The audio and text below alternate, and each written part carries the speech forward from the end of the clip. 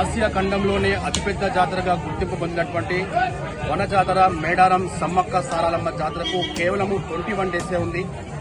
ఈ next month 21, 22, 23, 24 ఈ 4 days అనేది చాలా అత్యంత కీలకమైనవి. 2 తెలుగు రాష్ట్రాలు మాత్రమే కాకుండా భారతదేశ వ్యాప్తంగా సమ్మక్క సారక్క జాతరకు తరలి వస్తూ ఉంటారు. ప్రస్తుతం మనము గట్టమ్మ టెంపుల్ దగ్గర ఉన్నాము. ఏ సమ్మక్క సారక్క జాతర పోయే ప్రతి ఒక్కరు కూడా గట్టమ్మ తల్లిని దర్శించుకున్న తర్వాతనే మేడారంకు ప్రయాణం కొనసాగిస్తారు.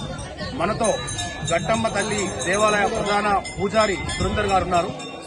ముందుగా జై స్వరాజ్య వరుణదేవి గారికి ప్రత్యేక కృతజ్ఞతలు తెలుపుతూ, మరి ఆసియా ఖండంలోనే అతిపెద్ద మహాజాతర అయిన శ్రీ సమ్మక్క సారలమ్మ జాతరను పురస్కరించుకొని ములుగు గట్టమ్మ వద్ద ఆదివాసీ నాయకపోడు గట్టమ్మ పూజారుల ఆధ్వర్యంలో మరి మేడారం వెళ్లే ప్రతి భక్తులు కూడా ఇక్కడ గట్టమ్మ జాతరను గట్టమ్మ దేవతను దర్శించుకున్న తర్వాతనే అమ్మవారికి దీపధూప నైవేద్యం పెట్టిన తర్వాత మరి మేడారం వెళ్లడం జరుగుతుంది.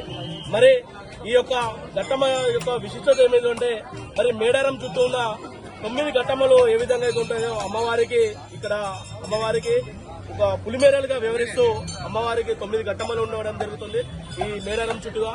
దానిలోనే ఒక ములుగు గట్టమ్మ అనేది ఒక ప్రాతినిధ్యం వహించింది.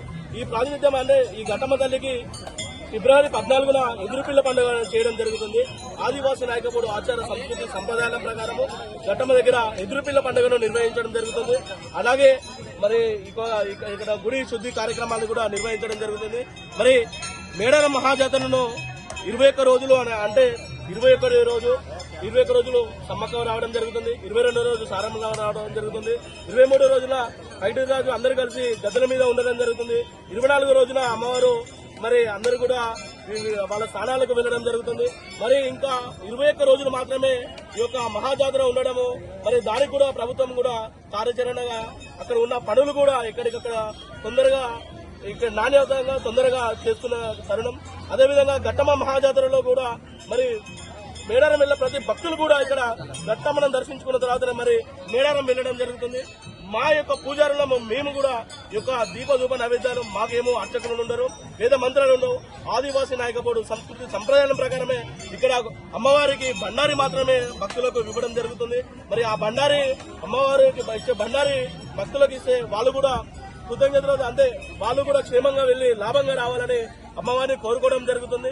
మాకు ఈ అవకాశం దొరికి మాకు ఈ యొక్క పూజారి మేము కొనసాగుతున్నా మాకు ఆ దేవతకు రుణపడి ఉంటాము. అదేవిధంగా ప్రతి ఒక్కరు కూడా అమ్మవారిని వెళ్ళే ప్రతి భక్తులు కూడా గట్టమ్మ భక్తులు కూడా ఈ యొక్క దైవాన్ని గట్టమ్మ తల్లిని దర్శించుకున్న తర్వాత మరి మేడారం వెళ్ళడం జరుగుతుందని ఈ యొక్క ప్రధాన పూజారులమైన ఆదివాసీ సంస్కృతి సంప్రదాయాల ప్రకారము గట్టమ్మ పూజారులో కొనసాగిస్తూ ఉంటాము.